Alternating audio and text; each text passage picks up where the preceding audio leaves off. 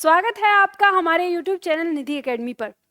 जिस प्रकार से आपने लास्ट टेस्ट पेपर किया था उसी प्रकार से हम दूसरा टेस्ट पेपर लेके आए हैं। जो टेस्ट पेपर आपका हमारे ऐप निधि एकेडमी पर होता है, ये टेस्ट पेपर आप कैसे दे सकते हैं वो मैं आपको बता देती हूँ। आपको ऐप डाउनलोड करना होगा। आप में से बहुत सारे छात्रों ने कर रखा होगा, लेकिन अगर आप पहली बार हमको देख रहे हैं तो आप जान लीजिए आपको निधि एकेडमी ऐप डाउनलोड करना होगा। इस ऐप पर जब आप जाएंगे तो आपको ये ऑप्शन दिखाई देगा टेस्ट सीरीज का। तो टेस्ट सीरीज पे जब आप जाएंगे तो यहाँ पर इसमें नीचे की ओर जाएंगे तो यहाँ लिखा है साप्ताहिक टेस्ट सीरीज, जो आपका फ्री ऑफ कॉस्ट है। इसी टेस्ट सीरीज पर जब आप क्लिक करेंगे तो ये टेस्ट पेपर आपका सेट नंबर 1 और सेट नंबर 2 जो आज हम करने वाले हैं वो सेट नंबर 2 है। इसका एक्सप्लेन मैं आप लोगों को देने वाली हूँ। तो आप में से बहुत सारे छात्रों ने इस टेस्ट पेपर को दिया है और उन्होंने बहुत अच्छे अंक भी अर्जित किए हैं। आज मैं आप लोगों को उसका एक्सप्लेनेशन कराने वाली हूँ। तो मैं आप लोगों को बताऊंगी कि कैसे आपको अपना दिमाग लगा के आंसर निकालना था। आप अपने साथ साथ जिन्होंने यहाँ पे ये पेपर पहले दे चुके हैं और उनके कुछ क्वेश्चन गलत हुए तो वो ये चेक करिएगा कि कौन कौन सा क्वेश्चन गलत हुआ, किस वजह से गलत हुआ। मैं यहाँ आप सभी लोगों को उन चीज़ के बारे में बताती रहूँगी, पूरा एक्सप्लेन करूँगी। ठीक है, तो हम जल्दी से करते हैं। बहुत जल्दी हम इसको ख़त्म करने की कोशिश करेंगे, जल्दी जल्दी हम करेंगे। तो पहला प्रश्न हमारे सामने दिया हुआ है। पहला प्रश्न है, दिए गए विकल्पों में से सही का चयन कर रिक्त स्थानों को भरें। ये चारों आपस में वैज्ञानिक विषयों पर ... करते हैं। अब देखो, ये चारों ... आपस में वैज्ञानिक विषयों पर ... करते हैं। अब आपको खोजना क्या है? एकत्रित, पढ़ाई, अक्सर, चर्चा, मिलकर, प्रयोग, जुड़कर, टिप्पण।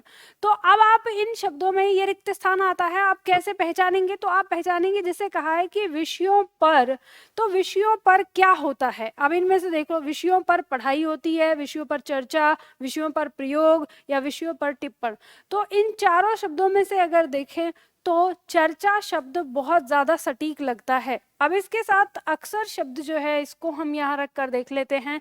ये चारों अक्सर आपस में वैज्ञानिक विषयों पर चर्चा करते रहते हैं, और यह वाक्य हमारा बिल्कुल सही हो जाता है।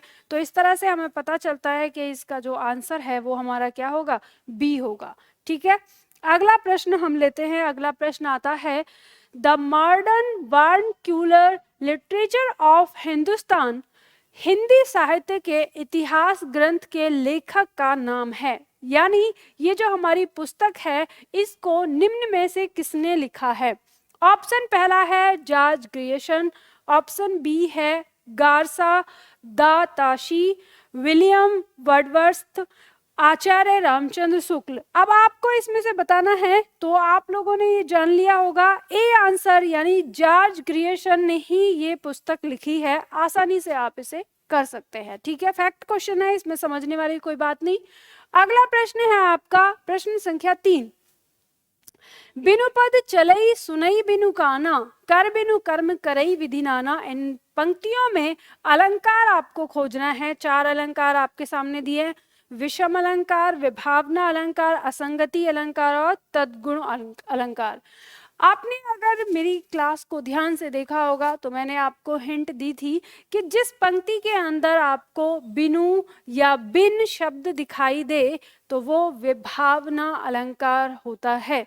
तो यहाँ पे आपको बिनु बिनु बिनु यहाँ पे दिखाई दे रहा है, तो इससे आपको पता चलता है कि विभावना अलंकार है। विभावना अलंकार क्या कहता है? विभावना अलंकार कहता है कि आपको साधन नहीं मिलेगा लेकिन उसका परिणाम मिलेगा। तो यहाँ पर यही कह रहा है कि बिनु पद चले सुने बिनु काना, बिना पैर है और बिना पैरों के चलता है और बिना कानों के सुनता है, यानी साधन नहीं है लेकिन परिणाम हो रहा है, तो वो हमारा क्या होता है? विभावना अलंकार होता है। आगे बढ़ते हैं, अगला प्रश्न लेते हैं। प्रश्न संख्या 4, अराती सैन्य सिंधु में सुबाडन वाग्नी से जलो, प्रवीर हो जय बनो, बड़े चलो बड़े चलो। अब ये पंक्ति दी है, इन पंक्तियों में कौन सा गढ़ है? अब देखो, आपको यहाँ पे गण पूछा गया है और आपको यहाँ पे A B C D में से बताना है। जब इस तरह से आपके सामने आ जाए तो आपको ये जानना है पहले कि इन पंक्तियों में हमारा गण कौन कौन सा है। तो सबसे पहले तो आप लगाएंगे इसकी मात्राएं। तो मात्रा देखेंगे, यहाँ पे आएगी लघु, यहाँ आएगी दीर्घ, यहाँ लघु, फिर यहाँ पर दीर्घ, फिर उसके बाद लघु, फिर लघु। अब लघु यहाँ पे आपका दिया हुआ है संयुक्त, तो इसलिए ये क्या हो जाएगी, ये आपकी दीर्घ हो जाएगी। क्या हो जाएगी, दीर्घ हो जाएगी। ठीक है, फिर उसके बाद ये लघु, यहाँ पे दीर्घ हो जाएगी, फिर आपकी लघु होगी, यहाँ पर दीर्घ होगी, फिर इसमें आपकी लघु होगी, यहाँ पर फिर दीर्घ हो जाएगी और यहाँ पर लघु हो जाएगी। इसके बाद ये दीर्घ है यानी ये गुरु हो जाएगी, ये लघु और ये गुरु। अब आप इस तरह से मात्राएं लगा लेते हैं। अब आपके सामने आता है कि इसमें गण कौन सा है। तो गण आपको पता है कि 3 मात्राओं का युग्म ही गण कहलाता है। तो अब आप इसमें 3-3 गण बना दीजिए, मतलब 3-3 मात्राएं, एक ये हो गया, एक ये हो गया, फिर ये बन गया और उसके बाद ये बन गया 3 का, और फिर ये 3 का ये बन गया, इस तरह से। ठीक है, और लास्ट में आपका एक क्या बच गया, गुरु बच गया। तो अब यहाँ पे हम देखेंगे कि अभी तो हमें ये नहीं पता कि कौन से हैं, क्योंकि हमने तो कैसे याद किया है, मात्रा लगाई है। तो अब यहाँ पे आपको वो सूत्र याद करना है जिसे हमने देखा था कि यमाता राजभान सा लगा, यमाता राजभान सा लगा। अब इसी के साथ आपको इनके भी इस शब्द का भी आपको क्या करना है, मात्रा लगा देनी है जल्दी से। ये हो जाएगा गुरु, सॉरी लघु, ये गुरु, ये गुरु, ये गुरु, ये लघु, ये गुरु, ये लघु, ये लघु, ये लघु और ये गुरु। और इससे आपको पता चल गया कि ये जो पहला है आपका, ये यहाँ पे आपका ये जो दिया है आपका फर्स्ट, ये आपका कैसे शुरू हो रहा है। तो आपको देखना है कि पहले है गुरु, लघु और गुरु और लघु। तो ये जोड़ा आपको कहाँ मिल रहा है, आप देखेंगे ये वाला जोड़ा आपको यहाँ मिल रहा है। तो इसका मतलब ये क्या है, जगण है। तो आपको देखते हैं आप कि पहले ऑप्शन में आपको जगण मिल रहा है, यहाँ नहीं मिल रहा, कट जाएगा, यहाँ नहीं मिल रहा, कट जाएगा, और आंसर आपको आ जाएगा ए।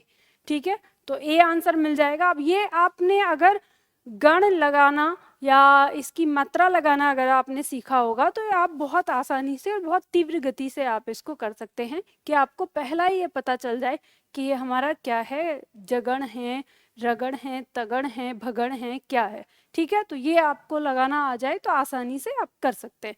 तो ए आंसर हो जाएगा। अगला प्रश्न है हमारा प्रश्न संख्या 5। प्रश्न संख्या 5 कहता है, विंध्य के वासी उदासी तपोव्रत धारी महाबिनु नारी दुखारे। उपयुक्त पंक्तियों में कौन सा रस है, ये आपको बताना है। तो आप पंक्ति में देखते हैं, अगर आप ऐसे देखते हैं तो आपको लगता है कि दुखारे शब्द दिया है, उदासी शब्द दिया है, तो कहीं इसमें करुण रस तो नहीं है। लेकिन आप ये अगर इसके अर्थ पर ध्यान देते हैं तो आपको ये पता चल जाता है कि विंध्य के वासी, विंध्य मतलब विंध्याचल पर्वत, विंध्याचल पर्वत पर रहने वाले तपोव्रतधारी, जिन्होंने व्रत करने का जिन्होंने तप करने का व्रत धारण किया हुआ है, वे सभी बिना नारी के महादुखी हैं। तो इस बात में अपने आप में एक हास्य उत्पन्न होता है कि जिन्होंने तप करने का व्रत लिया है वो बिना नारी के दुखी हैं, मतलब फिर व्रत लिया ही क्यों।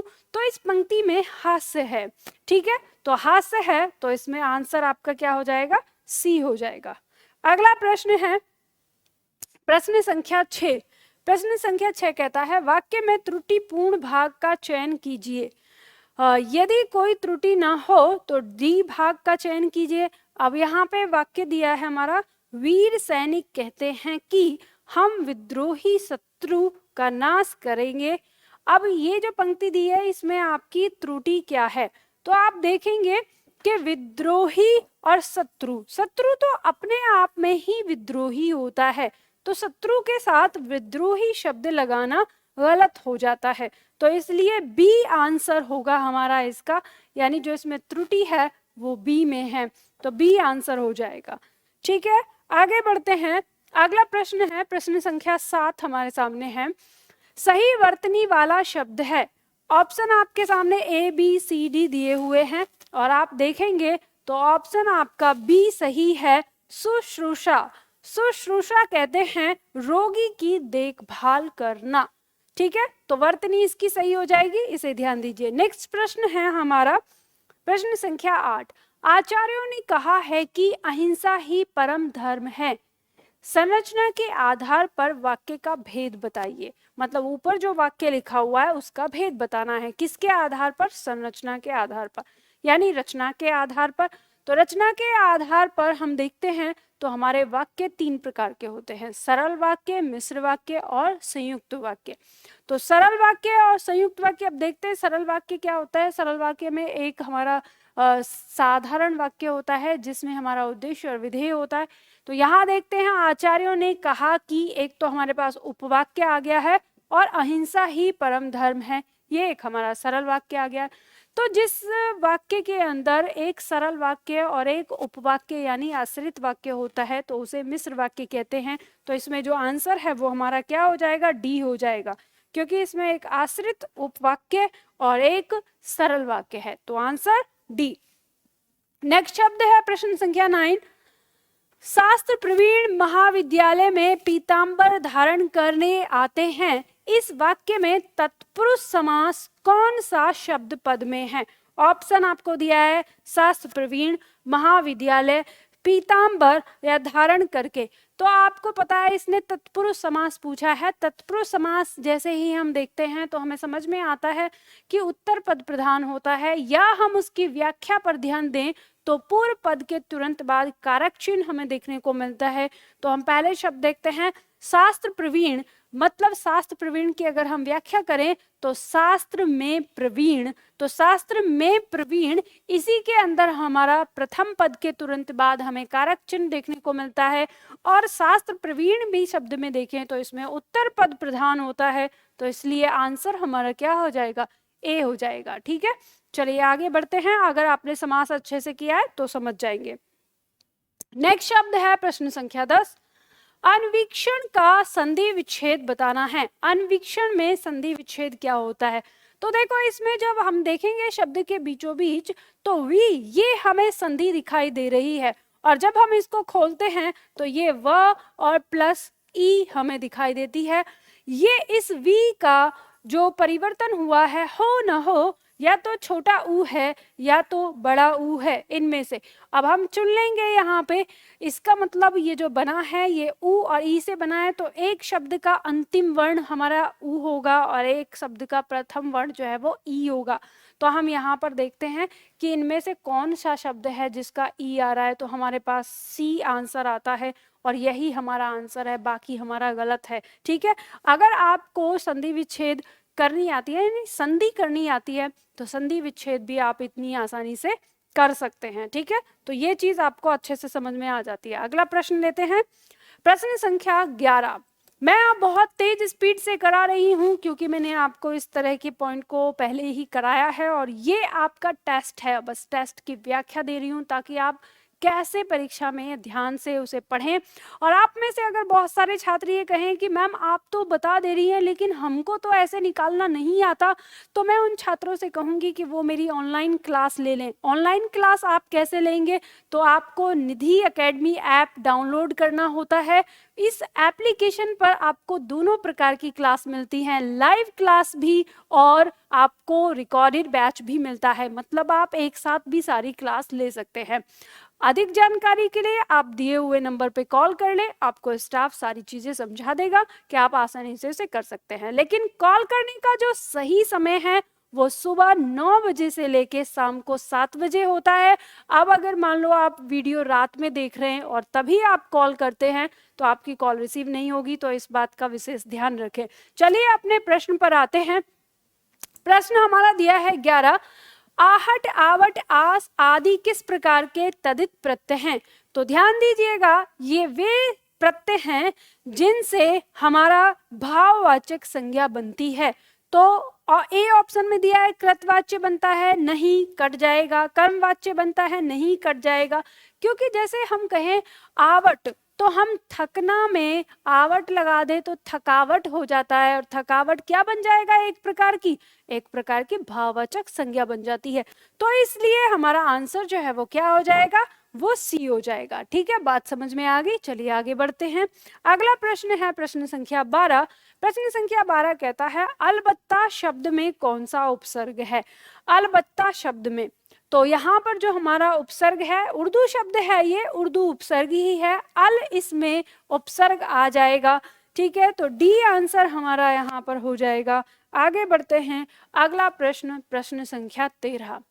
प्रश्न संख्या 13 कहता है पटंतर का मतलब क्या है। तो पटंतर का जो अर्थ होता है वो के समान होता है या समानता से होता है, के समान। ठीक है, या तो समानता से या के समान। तो इसका अब हम चारों में से देखेंगे, पटोहा, समतल भूमि, उपमा और पटाखा।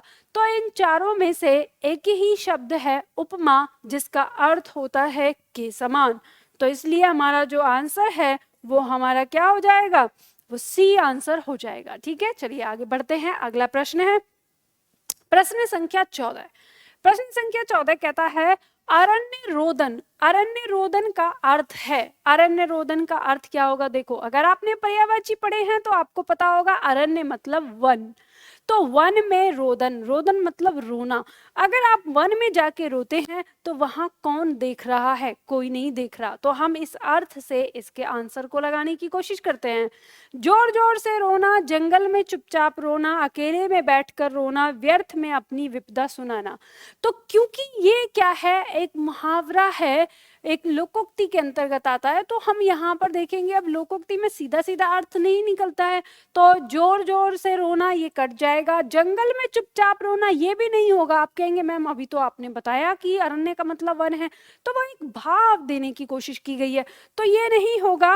अकेले में बैठकर रोना नहीं, ये नहीं होगा। अब इसका जो सही आंसर होगा, जो मुहावरे के अनुसार होता है कि व्यर्थ में अपनी विपदा सुनाना। तो हम कहते हैं अरे यार बेकार में अपनी विपदा किसी को सुनाना, मतलब अरण्य रोदन है, मतलब कि वन में रोना है। ठीक है, तो इसका आंसर जो है वो क्या हो जाएगा, डी हो जाएगा। हमें याद रखिए कि हम कभी भी जो हमारा लोकोक्ति हो या हमारा मुहावरा हो, उसका जो भावार्थ होता है वो भावार्थ ही लिया जाता है, कभी भी शब्दार्थ नहीं लिया जाता। तो भाव क्या है, व्यर्थ में अपनी विपदा सुनाना। चलिए आगे बढ़ते हैं। अगला प्रश्न है हमारे सामने नंबर 15। जो अपने स्थान या स्थिति से अलग न किया जा सके उसके लिए एक शब्द प्रयोग में क्या लाते हैं, अच्युत, अटूट, अटल या अधेय। तो कहते हैं जिसे अपने स्थान से न हटाया जा सके या अलग न किया जा सके उसे अच्युत कहते हैं। ठीक है, ए ऑप्शन आपका हो जाएगा। आगे बढ़ते हैं। अगला प्रश्न है प्रश्न संख्या 16। प्रश्न संख्या 16 कहता है अलभ्य शब्द का विलोम बताना है। अलभ्य शब्द मतलब जिसमें कोई लाभ ना होता हो, तो इसका विलोम क्या होगा, जहां पे लाभ होता हो। तो हमारा ए ऑप्शन है सुगम, बी ऑप्शन है सहज, सी ऑप्शन है सरल और डी ऑप्शन है लभ्य। तो आप लोगों ने देखते ही पहचान लिया होगा, इसका आंसर क्या हो जाएगा, लभ्य। यानी अलभ्य का विलोम हो जाएगा लभ्य, यानी लाभ प्राप्त होना। अगला प्रश्न है प्रश्न संख्या 17। हिंदी किस परिवार की भाषा है, सामी-हामी, भारोपीय, काकेशी या पापुई। तो हिंदी जो है वो भारोपीय भाषा परिवार का हिस्सा है। ठीक है, तो भारोपीय जो भाषा परिवार है उसी का हिस्सा है हिंदी भाषा। चलिए आगे बढ़ते हैं। अगला पॉइंट है 18। पॉइंट नंबर 18, उचड़ को खड़ी बोली में क्या कहते हैं। औचड़ जो शब्द है, औचड़ शब्द को खड़ी बोली में क्या कहते हैं। ऑप्शन दिया है जोरदार, कमजोर, बहुत सस्ता, बहुत धीमा। तो आप लोगों ने खड़ी बोली में देखा ही होगा, औचड़ को जोरदार, जोरदार कहते हैं। ए आंसर हो जाएगा इसका। इसमें कुछ ऐसा है ही नहीं जो आपको समझाना है, आसानी से कर सकते हैं। चलिए अगला पॉइंट है, अगला पॉइंट 19। व्यंजन और स्वर के संयुक्त रूप को क्या कहते हैं। व्यंजन और स्वर, ठीक है, व्यंजन और स्वर के संयुक्त रूप को, तो अगर हम देखें, मान लो ये है हमारा व्यंजन, हमने ऐसे लिखा, इसके साथ स्वर लगा दिया हमने अ, इन दोनों को जोड़ के जो हम बना रहे हैं ये बन गया हमारा जैसे क, तो इसको हम क्या कहेंगे? वर्ण कहेंगे, ध्वनि कहेंगे, अक्षर कहेंगे कि वाक्य कहेंगे? तो हम इसको क्या कहेंगे? अक्षर कहेंगे। ठीक है, इस बात को ध्यान में रखिएगा। वर्ण जिसका टुकड़ा ना हो सके और अक्षर जिसका उच्चारण एक सांस में हो सके, तो इसका उच्चारण एक सांस में हो जाता है क। ठीक है, तो इसमें व्यंजन और स्वर दोनों मिला हुआ है, तो इसलिए इसे अक्षर कहते हैं। आगे बढ़ते हैं, अगला पॉइंट आता है प्रश्न संख्या 20। प्रश्न संख्या 20 कहता है पशु चर रहे हैं, रेखांकित पद है। पशु चर रहे हैं, अब ये इसने कहा कि रेखांकित पद क्या है हमारा? ये पशु है, तो ये कौन सा है? व्यक्तिवाचक है, जातिवाचक है, भाववाचक है, द्रव्यवाचक है?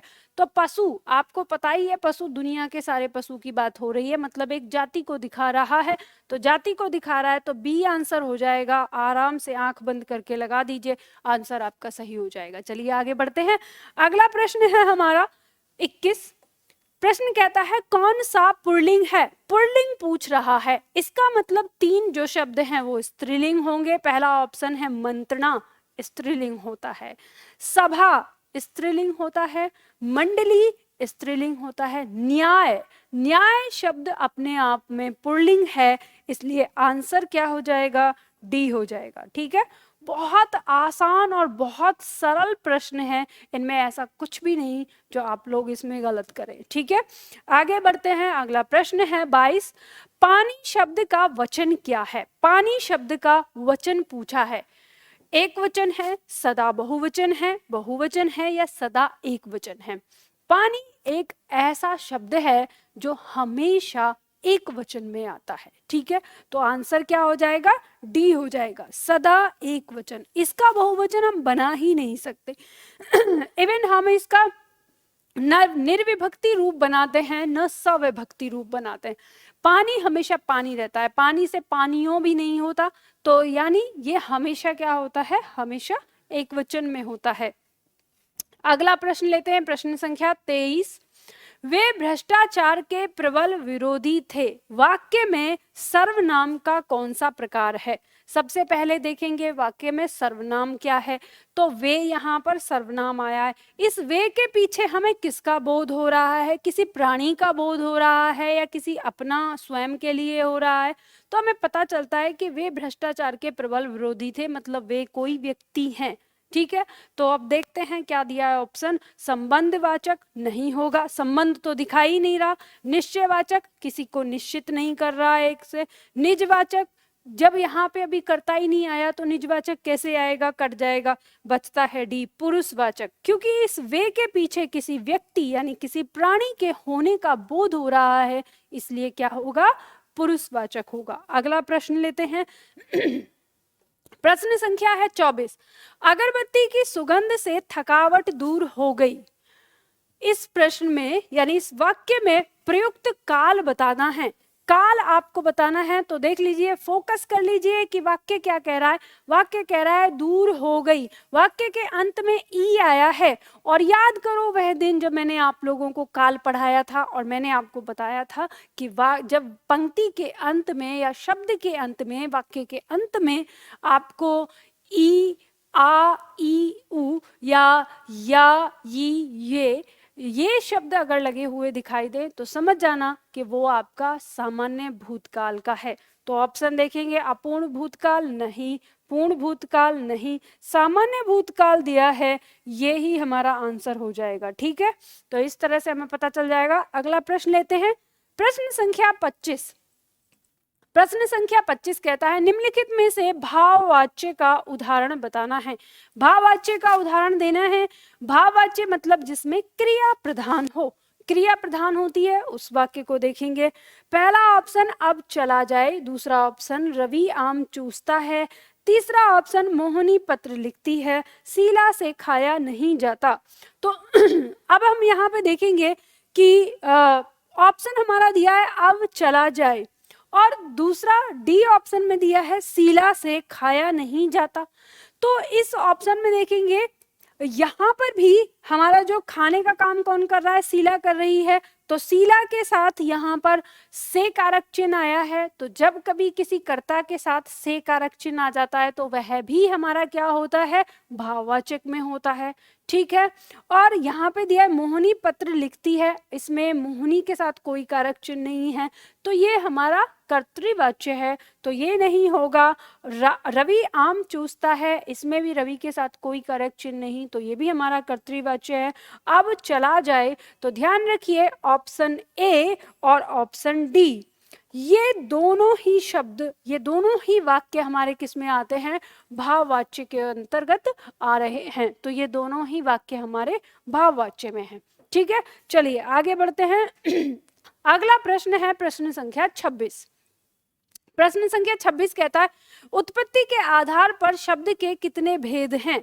उत्पत्ति के आधार पर, जब हम उत्पत्ति की बात करते हैं या हम इतिहास या इनके स्रोत की बात करते हैं, तो उत्पत्ति का आधार मतलब उसका स्रोत ही है कि कहाँ से वो जन्म हुआ, उसका पैदा कहाँ से हुआ है।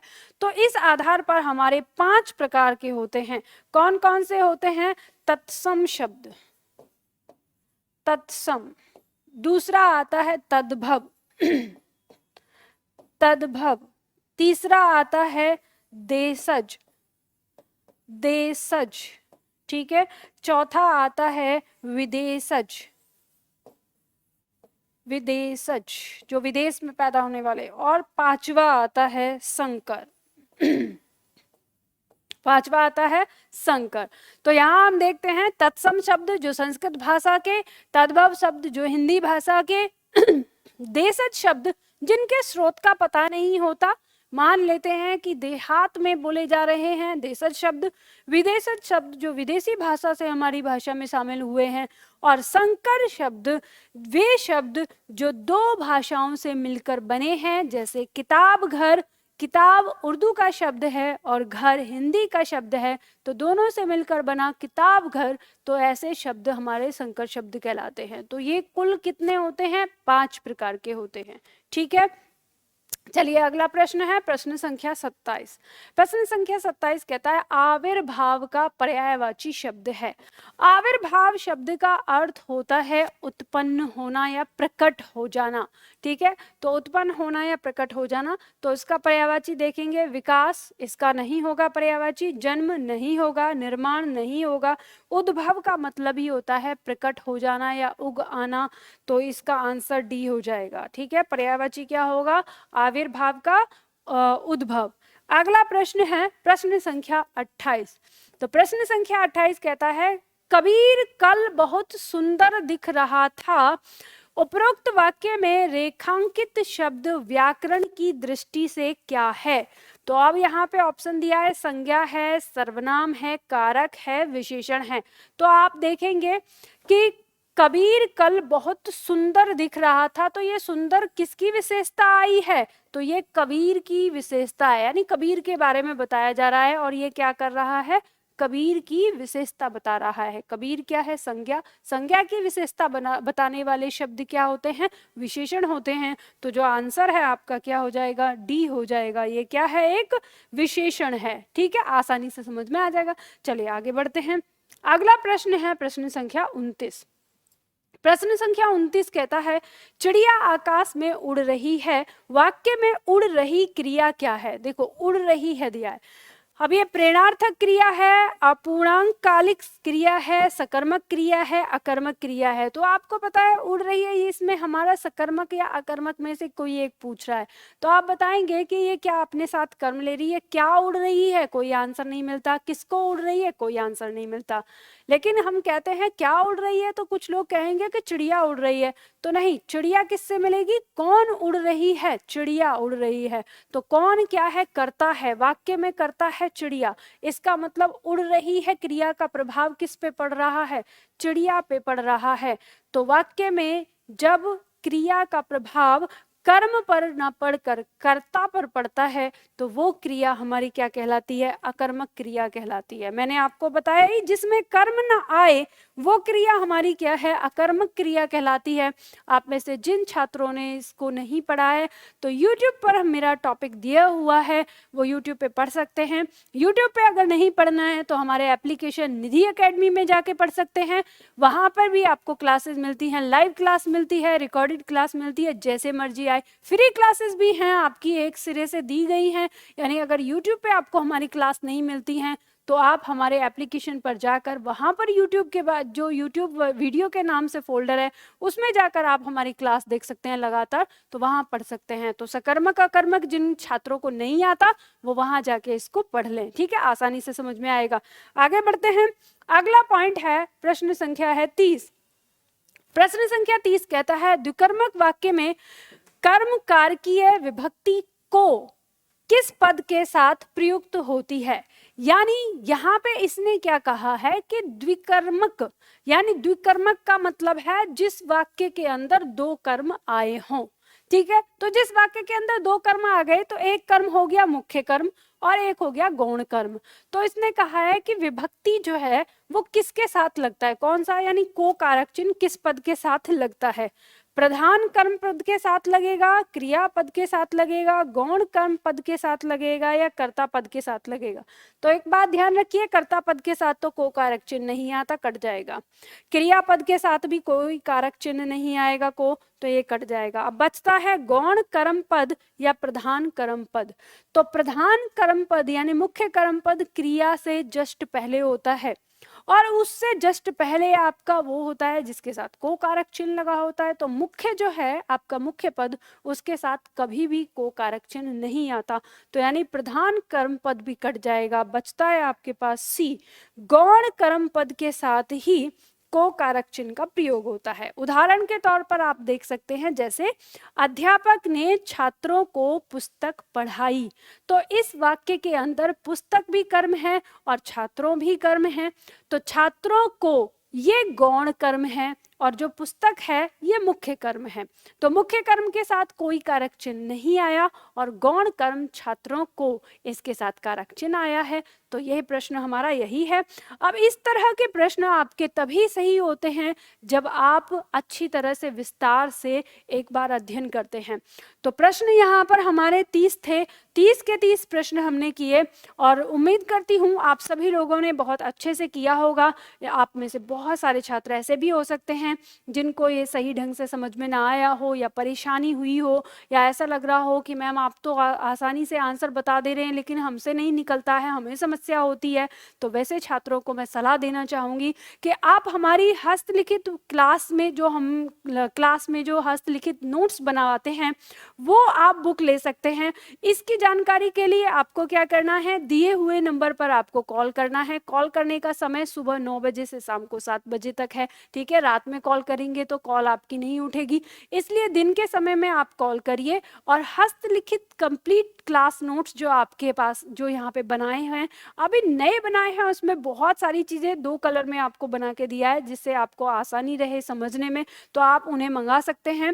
अगर आप नोट्स नहीं मंगाना चाहते तो आप क्लास भी ले सकते हैं, एप्लीकेशन निधि एकेडमी पर जाकर क्लास ले सकते हैं और वहाँ पर आप लाइव क्लास भी ले सकते हैं और रिकॉर्डेड बैच भी ले सकते हैं, ठीक है। तो आपकी सुविधा के लिए मैंने बहुत सारी चीज़ें आपको दी हुई हैं, तो आप अपनी अनुसार जैसा आपकी परीक्षा है, जिस तरह से आपको अगर परीक्षा देनी है तो परीक्षा के लिए, या हिंदी भाषा का ज्ञान आपको लेना है तो उसके लिए आप अपनी क्लास को चुनिए और आप हिंदी को आगे पढ़िए। आप में से बहुत सारे छात्र स्कूली स्तर पर हैं जो 6 क्लास से लेके 12th क्लास तक की क्लास में हैं और उनको भी अगर व्याकरण की आवश्यकता है तो मैंने उन छात्रों के लिए भी बैच शुरू किया है। अप्रैल में 18 अप्रैल से आपका बैच शुरू होने जा रहा है। तो आप सभी लोग अगर चाहें तो, जिनमें से आप छात्र जो छोटी कक्षाओं में हैं और वो भी अपना बैच लेना चाहते हैं, व्याकरण पढ़ना चाहते हैं, हिंदी ग्रामर पढ़ना चाहते हैं, सामान्य हिंदी पढ़ना चाहते हैं, तो वे छात्र भी अपने इस बैच को ज्वाइन कर सकते हैं। कोई भी और अधिक जानकारी लेनी है तो नंबर पे कॉल करिए। चलिए आज के लिए इतना ही करते हैं, फिर मिलते हैं अगले वीडियो में अगले किसी टॉपिक के साथ।